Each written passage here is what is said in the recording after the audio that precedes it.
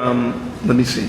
Today's date is November the 15th, 2012, and we're at the Veterans Affairs Medical Center in West Palm Beach.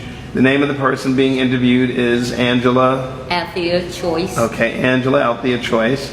And Angela, when is your birthday?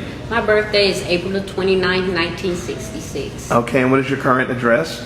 5217 Sincere Circle, Lake Worth, Florida, 33463. Okay, and I'm the only other person attending the interview, and my name is Carlton Cartwright. I'm the Executive Director for the Children's Coalition Incorporated, and let's see, I'm doing the camera work, and also I'm asking the questions for the interview. Angela, what war or branch of the service did you serve in? The branch of the service that I served in is the Army. Okay. The Gulf War and that's currently going on since 1990. Right, gotcha. And what rank were you when you separated? Sergeant First Class, E7. Okay, oh, okay. And where did you serve? I served Fort Rucker, Italy, Fort Belvoir, Fort Hood, 3 tours in Korea, and a tour, 2 tours at Fort Rucker, 3 tours in Korea, Fort Hood, and that's it. We're going to go back through them. Okay. In a chronological sense. Excuse me? It's on the paper. Oh, gotcha. All right. Well, if you want to use some notes, that's fine. Thank you. Okay. Obviously, were you drafted or did you enlist? I enlisted. Okay. All right. And where were you living at the time? I was living in Thomasville, Georgia at the time of my enlistment. What were you doing before you enlisted? I was in high school. The recruiters came to the school one day and they tested the whole school. I scored high enough to enter in the military. At that time, I wasn't quite sure if I was going to go into the military. But after I graduated and my parents went to send me off to college, and I wasn't ready to go to college. Okay.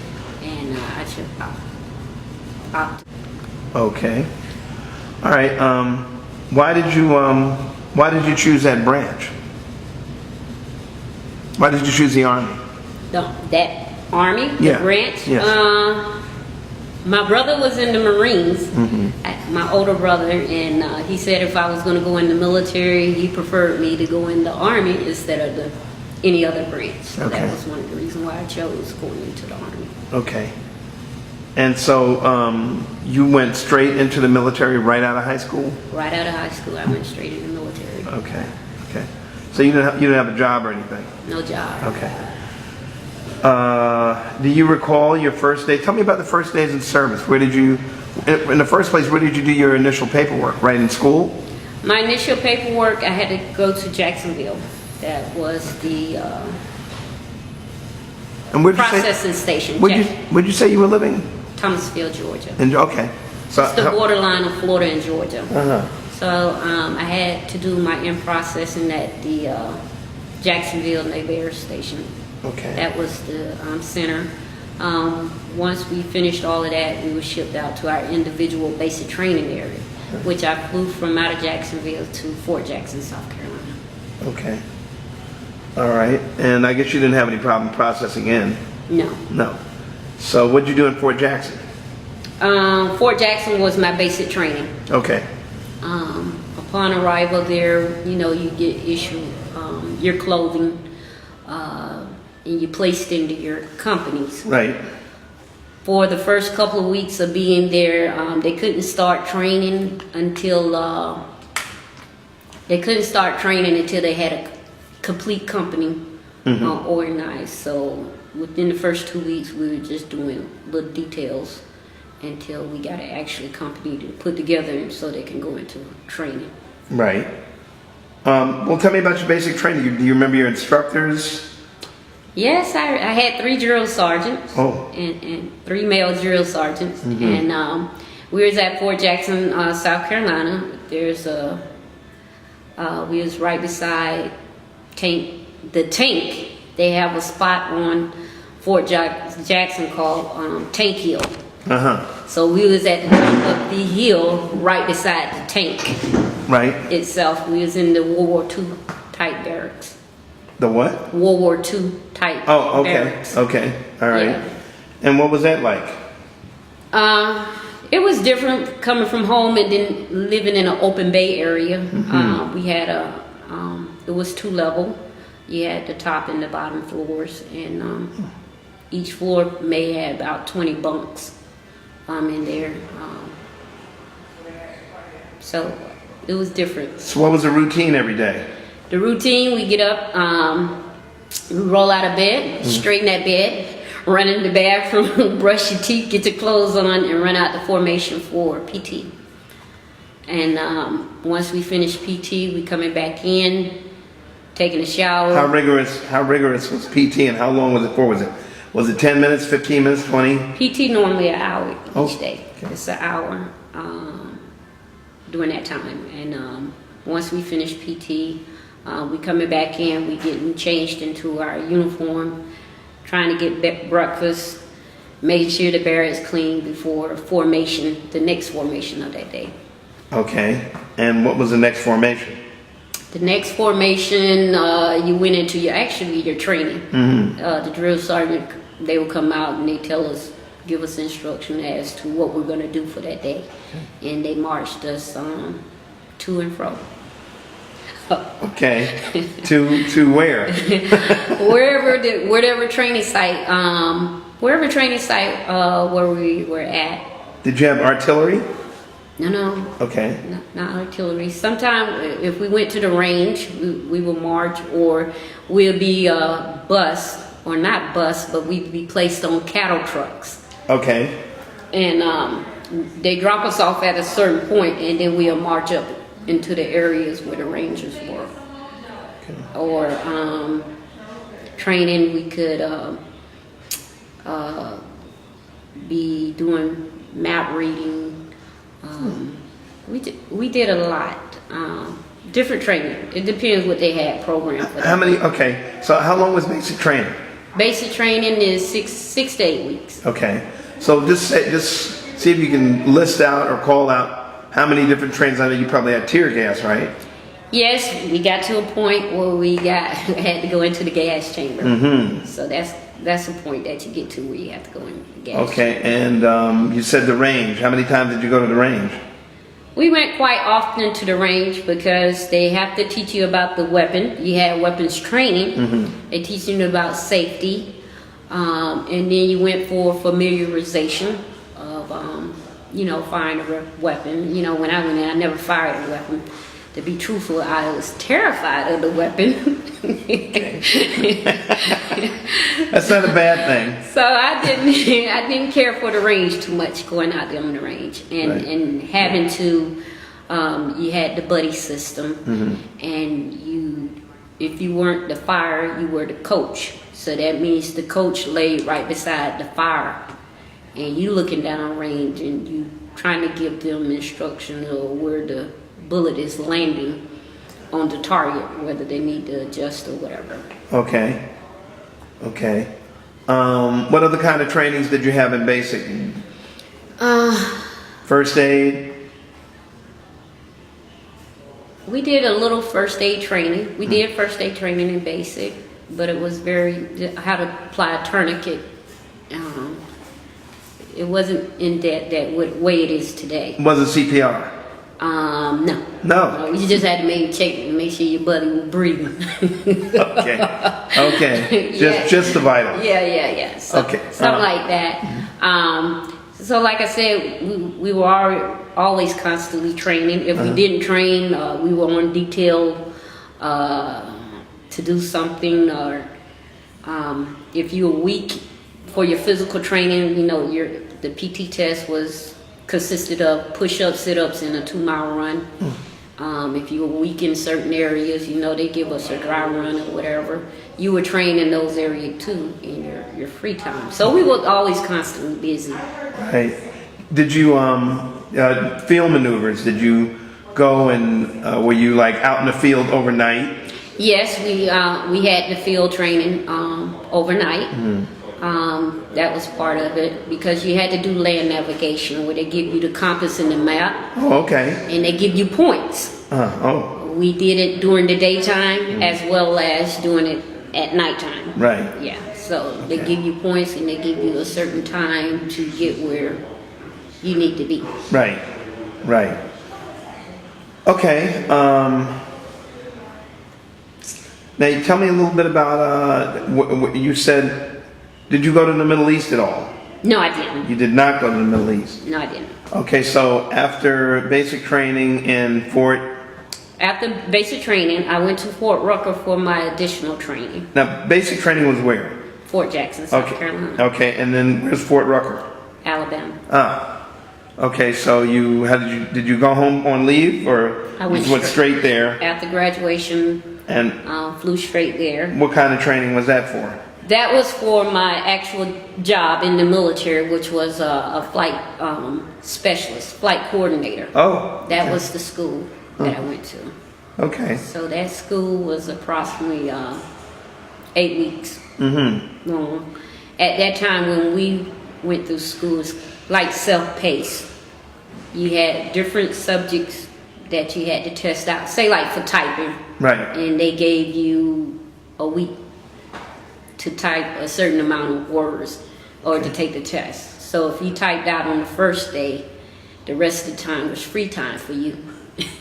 So it was basically like going to college, but yes. So we also did field training. Any school that you go to in the military, you're also going to have the field training part of that. Okay. Yeah. Okay. What is the field training? Well, so now we're out of basic, we're on to our tech school, so to speak. Yes. Right? And you're doing field training in addition. Yeah. You're still going to do your field training as part of your school as well. And what did that consist of? Since I'm curious, since you are qualified to go into some type of flight training, what did your field training consist of? Well, the field training, you can do it either back at home or you can set up and you can do it out in the field.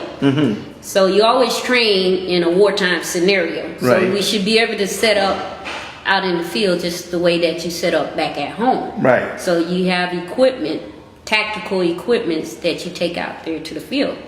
So we have the radios where we're able to talk to the pilots in the aircraft or talk to tower, because tower will roll with us or whatever. So you have your communication, and the same stuff that you use in the rear, you'll be able to use it out in the field. So you do the same type scenario. Gotcha. Okay. Okay. All right.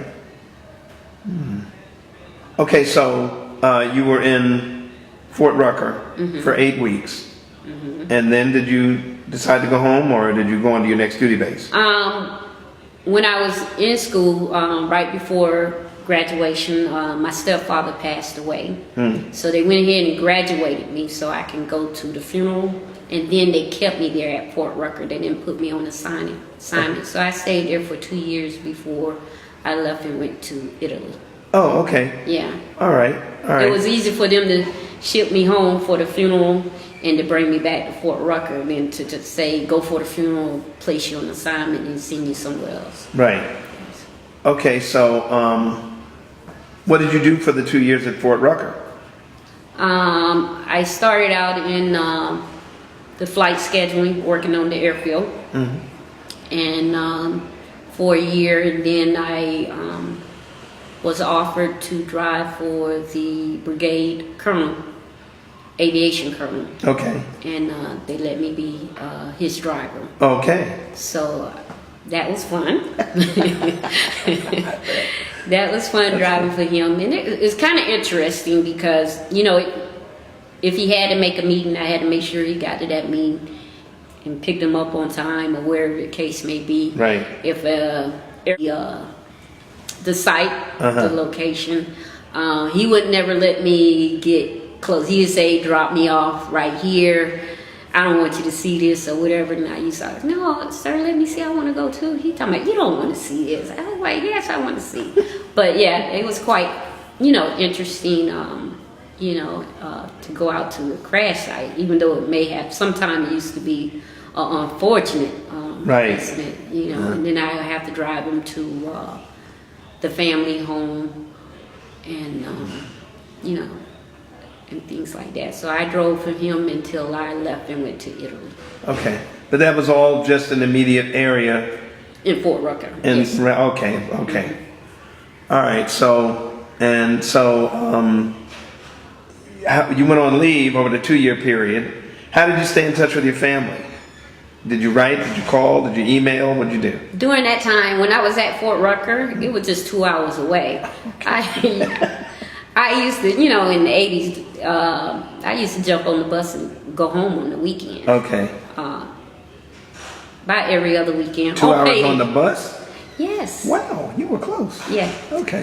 It's a 2-hour drive. So how many miles were you? Like 98 miles away. Okay. Yeah, 98. I guess I was fortunate to get placed there at Fort Rucker, and Right. that's where the school was. I didn't have no idea where the actual school was. When I was at the MEP station, and they was asking about my interests of what do I want to be, you know, what do you want to be when you grow up? right. And I always had this thing of wanting to be a flight stewardess. Okay. And so when I told him that, and he said, you know, we got this new thing in aviation. Let me show you the film. Right. And he showed me the film. I became interested in it, but I didn't know that that school was located that close, Okay. you know, to home. And what school was that? That's the flight operations specialist school And you went to school there? at Fort Rucker. That Yeah. was my additional training. Okay. And what was that all about? The school, that was my additional training school for flight scheduling. Okay. So that was the job. The job was flight scheduling? Right. Okay. I thought you learned something additional. No. Okay. All right. So I guess in other words, you probably, I would imagine. Let me back up for a minute. Did you see any combat at any time? No combat. Okay. No. Cool. You were never a prisoner of war. No. Obviously. Okay. All right. And you never had casualties in your unit either. Yes, we had casualty in our units. Mm-hmm. Yes. Is that in before you went to Italy or after? It was after later on. Well, in the first place, when you were driving the commander around, what was his rank? He was a colonel. Okay. When you would go to these crash sites, you saw casualties? I didn't see the actual body. I just saw the wreckage. One of the things, flying at night, a lot of the pilots would get caught up in the wires. Oh, They would get caught up in the wires. 'Cause, wow. minimum visibility at night. Right. flying. So we would have a lot of accidents. Like Okay. that. Yes. Okay. Yes. Was it only ever just like 1 or 2 people, or was it? At that time, it might be one because the aircraft will hold 2. It would depend upon the type of aircraft Right. that they were flying. That's what I'm trying to find out. Yeah. So it'd be maybe 1 or 2 at a time. Okay. Okay. Not a full. Mass load, no. Right, like 100 people or? No. Okay. All right. Okay, cool. Okay, well, speaking of which, oh yeah, before we go to Italy, I'm ready to go. Tell me about your awards and citations. My awards, I got a Meritorious Service Awards. That's for the tenure of retiring, 10 years of service. How many years did you serve? 22. Wow, okay. Congratulations. Thank you. I had several Archons, achievement medals, What is an Archon? Army Accommodation Medal. Gotcha. So that was, I used the short term. Gotcha. On Army Achievement Medals, you have your Overseas Service Medal, you Right. have your Service Medal, you have your Professional Development Medals. That's basically the ribbons that I have, the medals that I have, yes. Okay. Okay. Good. Okay, so let's go to Italy.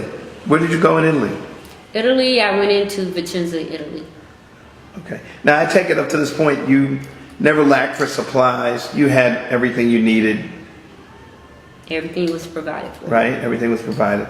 Okay, so you went to Vicenza, Italy. Is that north, south, middle? I can't remember. That is northeast. Okay.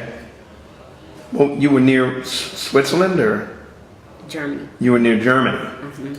Okay. Okay. All right. What major cities were you near? Besides Vicenza?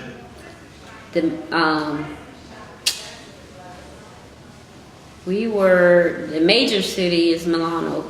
Milano, okay. That's like New York in the United States. All right.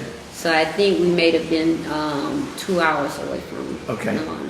Did you get to travel a lot while you were in Italy? On the weekends, yes, How long were you stationed there? 2 years. So what was your same job? Same job. Okay. Scheduling flights Okay. was the same job. All right. So where did you get to travel while you were there? I traveled within the Italy itself. Okay. I cannot recall the actual cities that we visit, not offhand at this time. I traveled to Spain, Oh, okay. and that was basically it. Because you had your job to do, Right. and when you went on leave, I took my 30 days and I came back to the States. That's what I was going to ask you. Okay. All right. I came back to the States. All right. And I'm sure you stayed in touch with family. Yes, then they didn't have communication like we have it today, so Right. it was like a collect call home, which was very expensive. Right. Other than that, Right. he had Letters? to write letters. Okay. Write letters, yes. Okay. All right. So, did you travel to Germany at all? Yes, I flew to Germany, to Heidelberg. Okay. I flew there. See, our aircrafts that we had flew to Greece and Turkey twice a week, or... Did you go? No, I did not go. Just the schedule. Just the scheduling of it. We did a lot of flights within the country itself. Whether it was flying to another installation, delivering mail or whatever, or taking passengers. Right. We would get on the aircraft and go. Okay. Went to Germany, Heidelberg. We had an aircraft going up there. Went up there with the aircraft. Right. And came back. Yeah. Okay. All right. So you were there for 2 years, and then where did you go after that? Did you have everything that you needed there? Was it difficult acquiring supplies or your basic needs? And how was the food? How was the food in the Carolinas and Alabama, and The food was it was American food. everything was good? Italy it was different. You had the American food on base. It's a small concern, and we only had Burger King at that time. And we had a snack bar and a dining facility. And we would eat out on the economy. Right. And we shared the airfield with the Italian army. Oh, okay. So they had half and we had half. And we would eat in their dining facility sometime, then to drive back to Post to eat lunch. Okay. And how was their food? Wonderful. Okay. Okay. That's what I was waiting to hear. Okay. So you never had any, okay, well, we didn't cover the rest. We will, though. Tell me about these injuries. Where were the injuries or casualties besides the job that you had in Alabama? When I left Italy, I was stationed at Fort Belvoir Where's that? Texas? in Virginia. Virginia. Yeah, Fort I Belvoir. don't know why I keep thinking this in Texas. Go ahead. Yes, And? we had one of the soldiers in our company was killed in a car wreck Uh-huh. there. We had that one. When I was in Korea, we had another soldier that got killed from an explosion of a HEMTT tire. They were changing tires on one of the military vehicles, and it exploded. Wow. And that one wasn't a good deal there. Yeah. Okay. Especially when you happen to talk to the parent. You know, we had to talk to his mother. Right. Having to pack his personal belongings. Right. Prepping his uniform for the funeral. Coordinating with the family. Right. And, you know, shipping his body back home. I take it you knew the person? Yes. Yes. He was in your company? He was in our company, yes. Yes. Okay. How long did you know him? From the time that I was there, he was a good soldier. Gotcha. And it just was an unfortunate, you know, accident. Incident, yeah. Yeah, and I was it was a cav unit. A what? A cavalry unit. Cavalry. Okay, all right. So that's predominantly males. Okay. And because of my rank, the first sergeant wanted to make me a sergeant. Right. In which I was rebelling against him. Of being a platoon sergeant, you know, and he thought it would be an awesome thing to at least have one female that was a platoon sergeant. Right. Why did you rebel? Here it comes. Why did I rebel? Yeah. Because the unit was predominantly male, and I just felt that wasn't the spot for me. Okay. You know. Okay. And,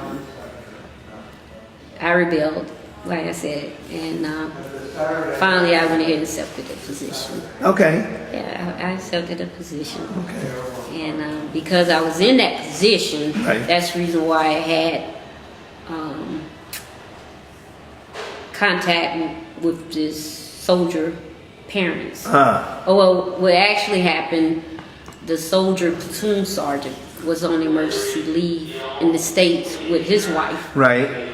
And I was talking to the first sergeant. And I was telling the first sergeant, I said, well, you know, you can't let his platoon sergeant come back over here without notifying, letting him know that one of his best soldiers had died. You know, right. You got to call and talk to him. So the first sergeant was like, you know, he couldn't do it. You know, he still had to deal with the mother and stuff. And I told him, I said, okay, let me call the mother, and we'll talk to the mother together.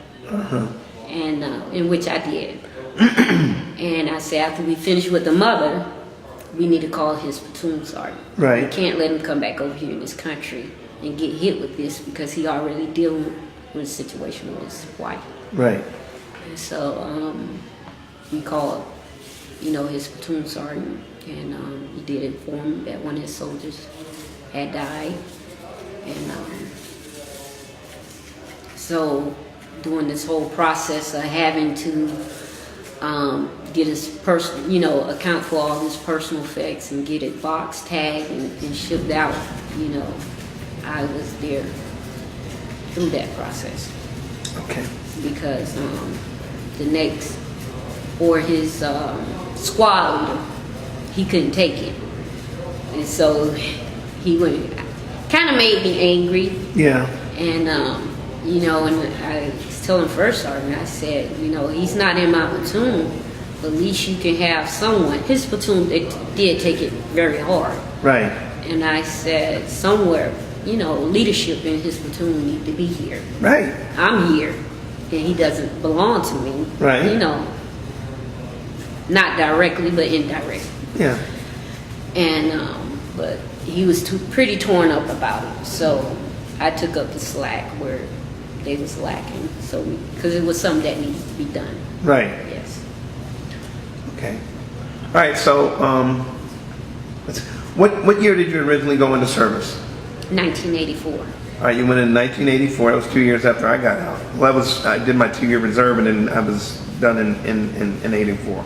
But anyway, so now you were in Italy for a couple of years. So what year can you remember that you went to Fort Belvoir? Yes, I was in Italy from 86 to 88. And from there, 88, I went to Fort Belvoir. Okay. And you were there for how long? I was there for almost 8 years, from 88 to 95. Oh, okay. Wow. Yeah. Okay.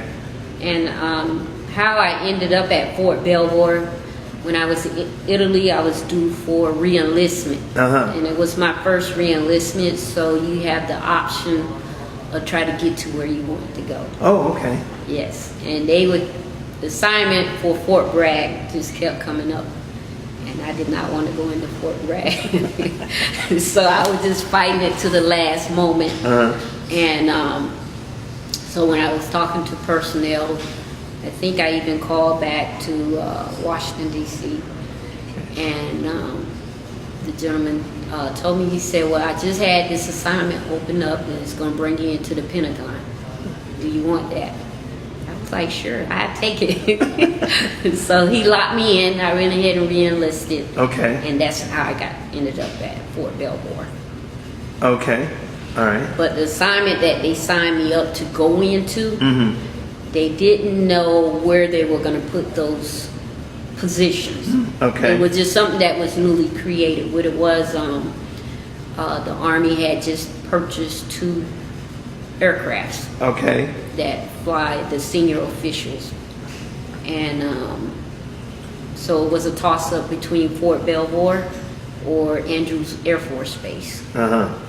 And by the time they figured it all out, I had to be assigned to a unit or whatever, in which it came down months later where they actually placed the aircraft. So because of my MOS, it took me into Fort Belvoir. Okay. So you were there for 8 years. And you were assigned to the Pentagon? No, we fell up under MDW, Military District of Washington. And I was with the aviation unit there at Davidson Army Airfield. Okay. So how did that 8 years? How did that 8 years go? It went well. Went quick, but it went well. Okay. A lot of training. I didn't go into base ops because of my rank. I was promotable at that time, so they put me in centralized scheduling. In that office, we were coming about where we took control of all aircraft across the U.S. at each military installation, Army aircrafts. And they were building, we had a computer database capturing the scheduling of these aircrafts. Where are you, darling? Okay. Where? All right.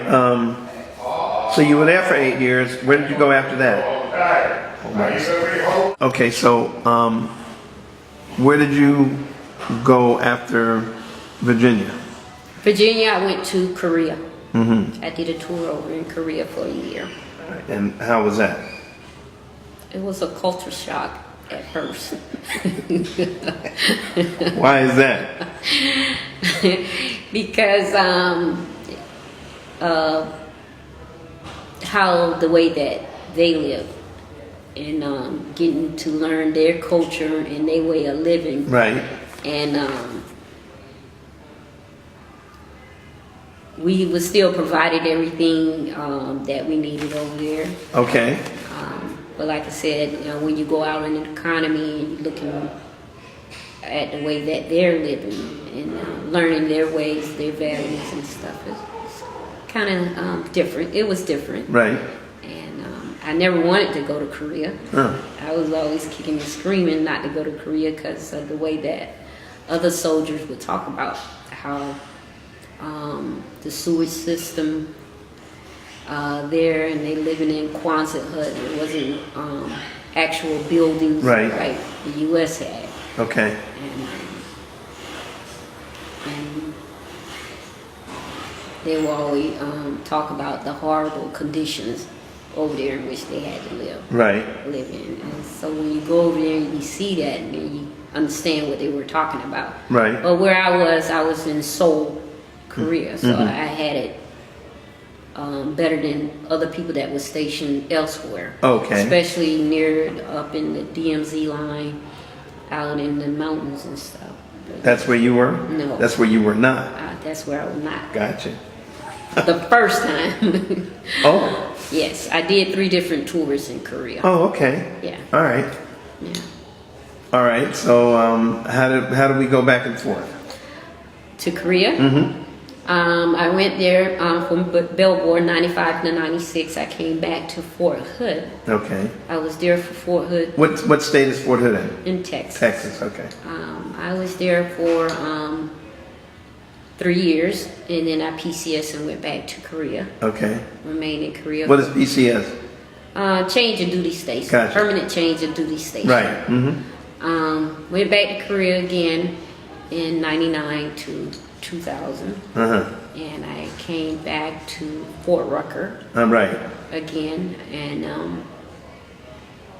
I was there from 2001 till 2004, Okay. and went back to Korea again for my 3rd time. Okay. And when they sent me back, I was in a medevac unit, Okay. and we were out in the mountains. All right. Did you change jobs? Same job. Same job. Flight scheduling. Gotcha. It's my job. All right. We had medevac Right. helicopters.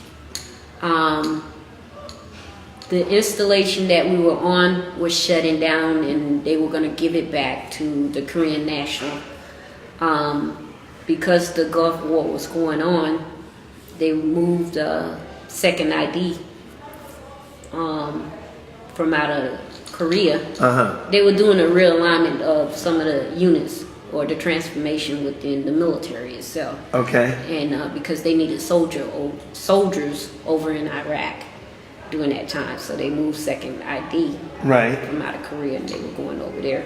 The medevac unit that I was in, they were deactivating, going back to Fort Campbell, then to Iraq Where's Fort Campbell at? in Kentucky. Gotcha. And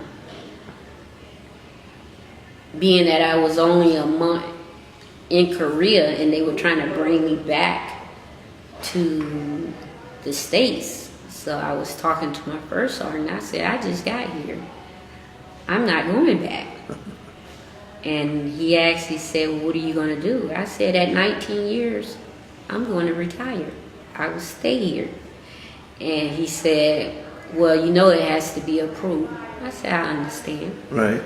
And so I put my retirement papers in. Right. In which they had to come back to Washington, D.C. to be approved. Okay. In which they did approve retirement. So I helped the unit pack up and load them out. They left and went to Campbell. I went back down to Seoul to our brigade. Okay. And I stayed down there until I transitioned out the military. Okay. All right. Excellent. So, just a couple of little, might almost at this point call these housekeeping things. The entire time, I'm sure you didn't have any problem with supplies or staying in touch with family. No. Okay. So, while you were over in the Far East, did you travel any place besides Korea? I went to Japan. Oh, you did? Mm-hmm. How was that? Japan and Hawaii. It was nice. Oh, okay. Yeah, it was nice. Okay. Yeah. So you took vacation to... Yes, I took vacation.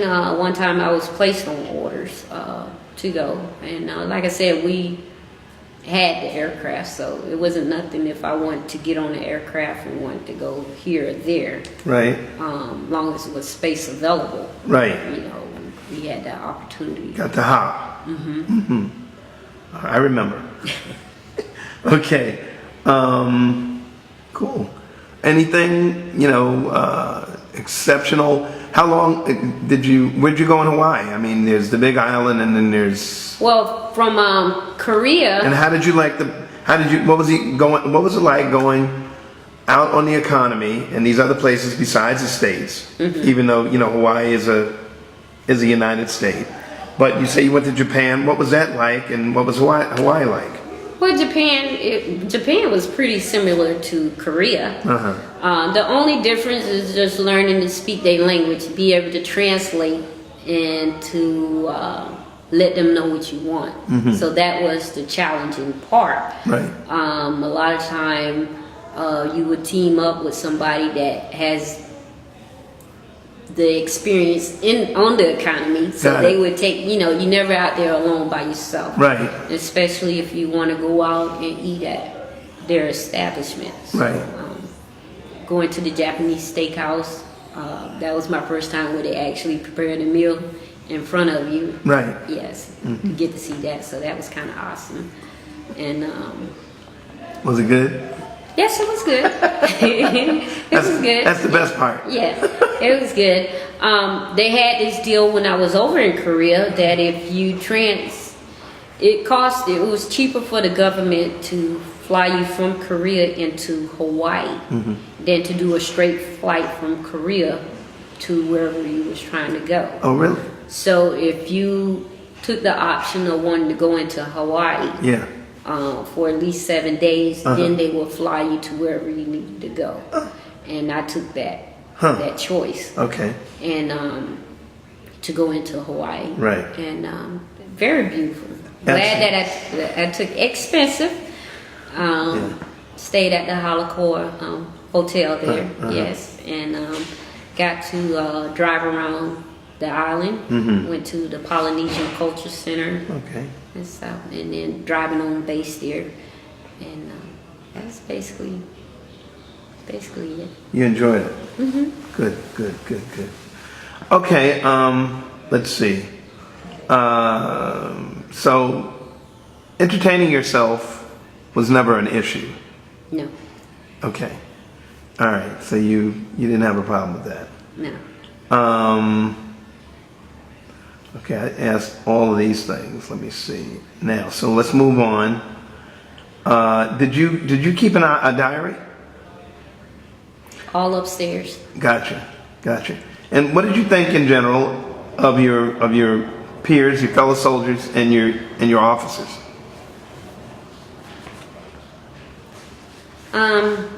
Being that the military has such a diverse population,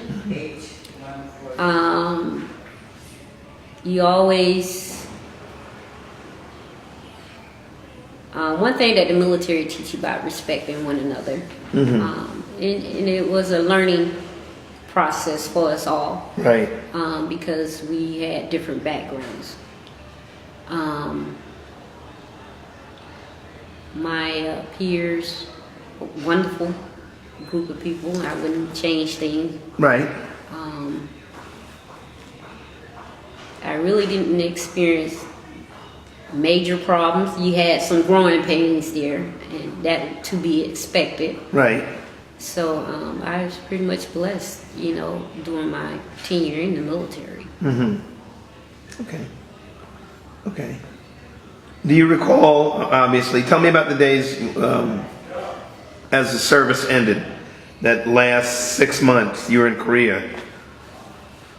And it doesn't even have to be that far out. Just when you were getting ready to get out of the service, what was it like? What was going on? During that time when I was transitioning out within the last 6 months, constantly going over to the transition center. Right. You tweaking your resume, looking at jobs. It was more of a challenging because I was retiring from Korea than retiring in the States. Yes. And at that time, my daughter was in high school. Okay. So we really didn't have, she was in Virginia, I was in Korea. And so I knew I needed to be stable for her. Right. And that was one of the reasons why I retired, was because of her. And she was entering into high school. Gotcha. And she needed to be somewhere stable. And with me moving every 2 to 3 years, she Right. didn't have stability. That wasn't it. And no, it wasn't it. So that was one of my main reasons. And to risk having to go off to war. Gotcha. Yes. So Gotcha. I had to weigh my options there. Okay. All right. Well, we know where you were. So as soon as where did you separate? Did you finish separation there, or did you have to come over here? Finalizing your paperwork. Finalizing my paperwork. Everything was done in Korea. Actually changing over everything, I did it at Fort Eustis, Virginia. Okay.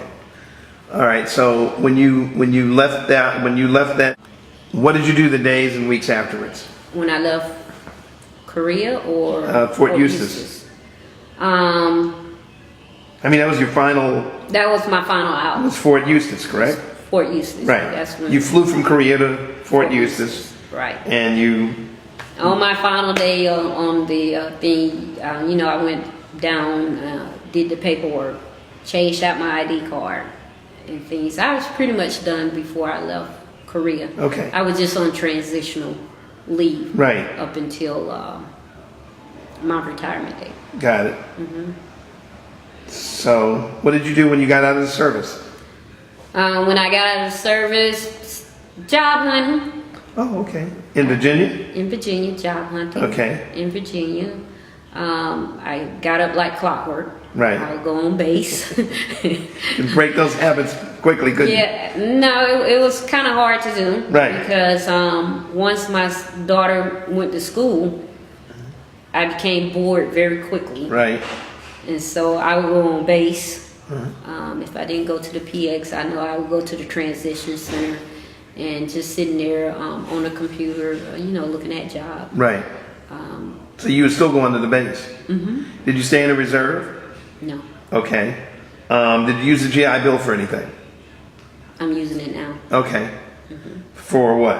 I'm going to school for criminal justice at this. Did you use it to get a home at any time? A home? Yeah, a house. That would parking. be your VA loan Ah, for your okay. home. Right, yeah. Yeah. That'd be your certificate. Did you use that? Yes, I did. Okay. And you're using your GI Bill for education? Correct. Good. All right, so we're just a couple more questions. This, what career? How did you find this career? What did you from that point to From this point? Virginia to here. I was, like I said, I was looking for jobs. Just happened to be talking to one of my friends that was down in Miami. And she said, can you move to Florida? And I was like, yes. I said, there's nothing holding me here. Why? She said, there's a position that's going to be opening up in West Palm Beach area. And I didn't understand the full gist of the job, but she said, if you can come down here, we can get you a job. I applied and I got the job. And so this is where I have been since. So what is your job? My job, I'm a veteran service officer. Okay. And I work for the state of Florida with the Florida Department of Veterans Affairs. And how long have you been doing this? I've been doing this for 6 years now. Okay, and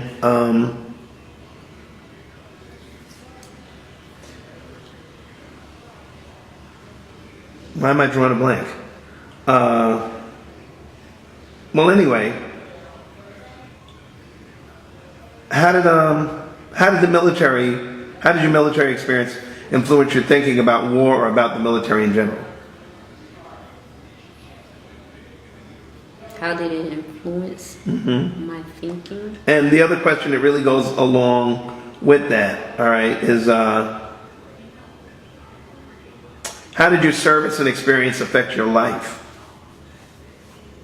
It made me to be a better person, disciplined, dependable, respectable.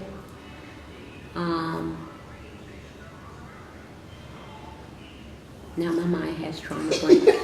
What was the other question? Well, I mean, the outlook about wars. yeah.